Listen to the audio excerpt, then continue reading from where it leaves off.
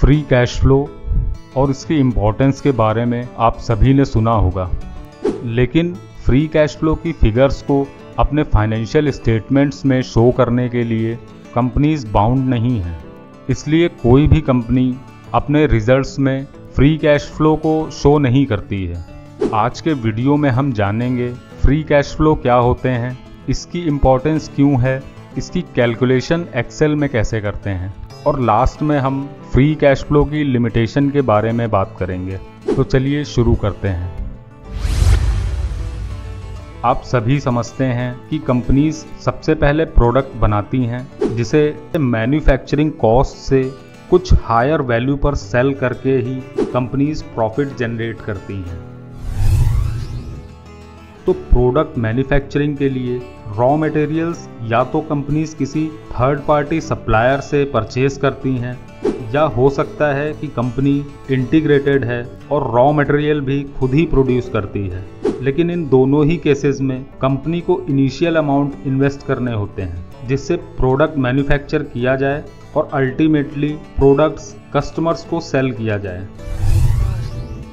Businesses को अगर efficiently run करना है तो सभी बिजनेसेस के लिए क्रेडिट पर सेल परचेज जरूरी होती है। मतलब कंपनी को सेल्स की कैश पेमेंट रिसीव होने में टाइम लगता है, और इसी तरह से जब कंपनी रॉ मटेरियल खरीदती है तो कंपनी पूरी पेमेंट नहीं करती है। इस रिसीवेबल और पेएबल कैश साइकिल का गैप लिमिट में होना चाहिए, वरना कंपनी के पास बिजनेस ऑपरेशन के लिए भी फंड्स नहीं होंगे।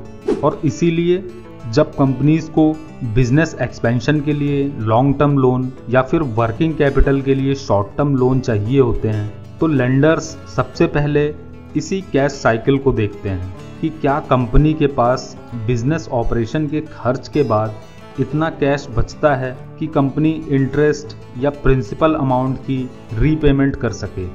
मतलब फ्री कैश फ्लो वो कैश बैलेंस है जो कंपनी के ऑपरेशन रिलेटेड एक्सपेंसेस को हटा देने के बाद कंपनी के पास बच जाता है, यानी रेसिडुअल कैश, जिसे कंपनी किसी भी समय और किसी भी ज़रूरत के लिए खर्च कर सकती है। जैसे अगर कंपनी ज़्यादा फ्री कैश फ्लो जनरेट कर रही है तो कंपनी इंटरनल फंड से ही बिजनेस एक्सपेंशन कर सकती है, किसी भी एक्सटर्नल डेट की ज़रूरत नहीं होगी। कंपनी इस कैश को ग्रोथ और इनोवेशन के लिए यूज़ कर सकती है, जैसे किसी दूसरी पीयर ग्रुप कंपनी का एक्विजिशन या फिर रिसर्च एंड डेवलपमेंट पर और ज़्यादा फंड एलोकेट करना, जिससे कि नए प्रोडक्ट्स मैन्युफैक्चर किए जा सकें।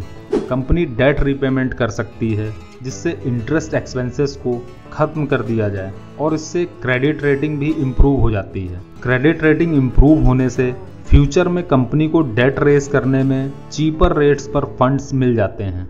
इन्वेस्टर्स को डिविडेंड पेमेंट के लिए इस कैश का यूज़ किया जा सकता है, या फिर share buyback. Business down turn हो या फिर कोई इकोनॉमिक चैलेंज, कंपनी के फ्री कैश फ्लो किसी भी एडवर्स कंडीशन को डील करने में काफ़ी हेल्प करते हैं। इन्वेस्टर्स शेयर की इंट्रिंसिक वैल्यू असेस करने के लिए फ्री कैश फ्लो यूज़ करते हैं। इंट्रिंसिक वैल्यू के लिए सबसे पॉपुलर DCF मॉडल है। नेक्स्ट वीडियो में हम DCF और रिवर्स DCF के बारे में जानेंगे। DCF मॉडल में दो तरह के फ्री कैश फ्लो यूज़ किए जाते हैं, free cash flow to firm और free cash flow to equity. ज़्यादातर investors free cash flow to firm use करते हैं क्योंकि इसमें डेट का भी शेयर होता है, और कंपनीज की फंडिंग के दोनों ही मेन सोर्सेज यानी डेट और इक्विटी इसमें कवर हो जाते हैं। इसलिए FCFF को अनलीवर्ड फ्री कैश फ्लो कहते हैं। इसीलिए कहते हैं कैश इज किंग। तो आपने समझ लिया कि फ्री कैश फ्लो क्यों इम्पोर्टेंट है। अब फ्री कैश फ्लो कैलकुलेशन के बारे में जान लेते हैं। फ्री कैश फ्लो कैलकुलेट करने के लिए हमें EBIT यानी earning before interest and taxes, इसके अलावा टैक्सेस, NOPAT यानी net operating profit after tax, capex और डेप्रिसिएशन अमोर्टाइजेशन की वैल्यू की ज़रूरत होती है। सबसे पहले डेप्रिसिएशन अमोर्टाइजेशन के बारे में कुछ जान लेते हैं। सभी कंपनीज क्वार्टरली और एनुअल रिजल्ट्स में बैलेंस शीट में फिक्स्ड एसेट्स की वैल्यू शो करती हैं। Land, buildings plant, machinery, furniture, vehicles जिन्हें कंपनी अपने कोर बिजनेस ऑपरेशन में यूज करती है, ये सभी कंपनी की फिक्स्ड एसेट हैं, यानी टेंजिबल एसेट्स। अकाउंटिंग में इन फिक्स्ड एसेट्स की वैल्यू को एक सर्टेन पीरियड तक डिक्रीज किया जाता है, तब तक जब तक कि उसकी वैल्यू 0 हो जाए। एक एग्जाम्पल से समझते हैं। मान लें कि कंपनी ने 1 एकड़ लैंड 10 साल के लिए 1 लाख रुपए लीज रेंट पर ली है, तो कंपनी इस लैंड को अपनी बैलेंस शीट में फिक्स्ड एसेट में शो करेगी, जिसकी वैल्यू 1 लाख रुपए होगी। लेकिन क्योंकि ये लैंड कंपनी को लीज पर 10 सालों के लिए मिली है, तो कंपनी अगले 10 सालों तक हर साल लीज अमाउंट को 10% से डिक्रीज कर सकती है।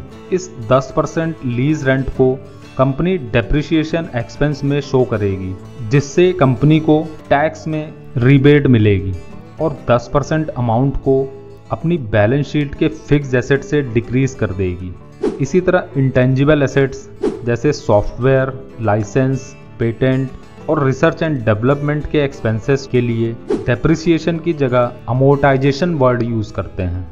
अमोर्टाइजेशन को भी डेप्रिसिएशन की तरह एक्सपेंसेस में शो करके टैक्स रिबेट क्लेम कर सकते हैं। Intangible assets IT companies, e commerce businesses और फार्मा इंडस्ट्री में ज़्यादा होते हैं, जबकि टेंजिबल एसेट्स यानी फिक्स्ड एसेट्स मैन्युफैक्चरिंग कंपनीज में ज़्यादा होते हैं। कंपनीज डेप्रिसिएशन, अमोर्टाइजेशन एक्सपेंसेस को अगले कई सालों तक अपनी बुक्स में एक्सपेंस में शो करती हैं, जबकि कंपनीज इन एक्सपेंसेस पर हर साल पैसे खर्च नहीं कर रही हैं, क्योंकि उस एसेट को एक्वायर करने में company already one time payment कर चुकी है। इसका मतलब है कि डेप्रिसिएशन, अमोर्टाइजेशन कैश एक्सपेंसेस नहीं है और कंपनी के नेट प्रॉफिट कैलकुलेट करने में डेप्रिसिएशन, अमोर्टाइजेशन एक्सपेंसेस को सब्ट्रैक्ट करना होता है, जबकि ये नॉन कैश एक्सपेंसेस हैं, यानी कंपनी ने पैसे खर्च नहीं किए हैं और इसीलिए फ्री कैश फ्लो में डेप्रिसिएशन, अमोर्टाइजेशन एक्सपेंसेस को फिर से ऐड कर देते हैं। तो इस तरह कंपनी के प्रॉफिट फिगर को इन नॉन कैश एक्सपेंसेस से मैनिपुलेट किया जा सकता है। इसके अलावा profit and loss statement accrual accounting method पर बेस्ड होते हैं, यानी ट्रांजैक्शन को रिकॉर्ड करते हैं, ना कि कैश एक्सचेंज को, और cash flow statement cash accounting पर बेस्ड होते हैं। इसीलिए कैश फ्लो स्टेटमेंट से हमें क्लियर पिक्चर मिलती है कि कंपनी को एक्चुअली कितना कैश मिला और कितना खर्च किया। फ्री कैश फ्लो कैलकुलेट करने के कई तरीके हैं। इसी वजह से कई बार दो अलग इन्वेस्टर्स की कैश फ्लो फिगर्स मैच नहीं करती। आज के वीडियो में हम सबसे आसान तरीके से Screener.in वेबसाइट से डाउनलोड की हुई एक्सेल शीट में फ्री कैश फ्लो कैलकुलेट करेंगे। Screener.in से एक्सेल शीट डाउनलोड करने के बाद उसमें एक नई शीट ओपन कर लें। इस शीट में हम कैलकुलेशन को ऑटोमेट कर देंगे और फिर Screener.in पर अपलोड कर देंगे, जिससे कि नेक्स्ट टाइम जब भी किसी कंपनी की एक्सेल शीट डाउनलोड करेंगे तो FCF की कैलकुलेशन ऑटोमेटिकली हो जाए। पर हमें कैश फ्लो स्टेटमेंट से कुछ फिगर्स को मैन्युअली कॉपी पेस्ट करना होगा, क्योंकि Screener.in की एक्सेल जो हम डाउनलोड करेंगे उसमें कैश फ्लो स्टेटमेंट की डिटेल्स डाउनलोड नहीं होती हैं। प्रॉफिट एंड लॉस स्टेटमेंट में EBITDA यानी earnings before interest, tax, depreciation and amortisation की फिगर्स रेडली अवेलेबल होती हैं। इसमें डेप्रिसिएशन एंड अमोर्टाइजेशन को सब्ट्रैक्ट करने पर EBIT यानी earning before interest and tax मिल जाएगा। फिर EBIT में से टैक्सेस को सब्ट्रैक्ट करने पर NOPAT यानी net operating profit after tax मिलेगा। इस NOPAT में डेप्रिसिएशन एंड अमोर्टाइजेशन को ऐड करके कैपेक्स को सब्ट्रैक्ट कर देने से free cash flow to firm मिल जाएगा। कैपेक्स में बेसिकली 3 कंपोनेंट्स होते हैं: investment in fixed assets, change in working capital और investments in merger acquisition net off fixed assets sold. इन सारी फिगर्स को मैन्युअली कॉपी पेस्ट करना होगा। चेंज इन वर्किंग कैपिटल काफ़ी इम्पॉर्टेंट टॉपिक है। इस वीडियो में वर्किंग कैपिटल को कवर करने में वीडियो काफ़ी लंबी हो जाएगी। अगर आपको ये शीट चाहिए तो अपना ईमेल कमेंट करें। मैं कोशिश करूंगा कि विदिन 24 आवर्स ये शीट आपको मेल कर दी जाए, या फिर आप हमारे ईमेल पर रिक्वेस्ट भेज दें और आपको ये शीट मेल कर दी जाएगी। इस कैलकुलेशन में आपने देखा कि अगर कंपनी कैपेक्स नहीं कर रही है तो एबिडा और फ्री कैश फ्लो सेम होंगे, लेकिन अगर कंपनी कैपेक्स नहीं कर रही है तो वो कंपनी ज़ीरो ग्रोथ कंपनी है। इसके बारे में हम DCF के वीडियो में डिटेल में जानेंगे। FCF की लिमिटेशंस की बात करें तो कंपनीज एसेट्स को किस मेथड से डेप्रिशिएट या अमोर्टाइज कर रही हैं, इसके बारे में कोई खास जानकारी नहीं होती है। दूसरा, FCF की सबसे बड़ी लिमिटेशन है कि नई और हाई ग्रोथ कंपनीज के फ्री कैश फ्लो निगेटिव होते हैं, क्योंकि कंपनीज बिजनेस इस्टेब्लिश करने के लिए शुरू में काफ़ी कैपेक्स करती हैं। तो अगर आप ज़्यादा फ्री कैश फ्लो वाली कंपनीज एक्सप्लोर करेंगे तो ज़्यादातर आपको लार्ज कैप स्टॉक्स, जो कि ऑलरेडी वेल इस्टेब्लिश्ड बिजनेसेस हैं, जिनकी मार्केट में हाई पेनिट्रेशन है और ग्रोथ साइज लिमिटेड रह गया है। तो दोस्तों, आज के लिए इतना ही।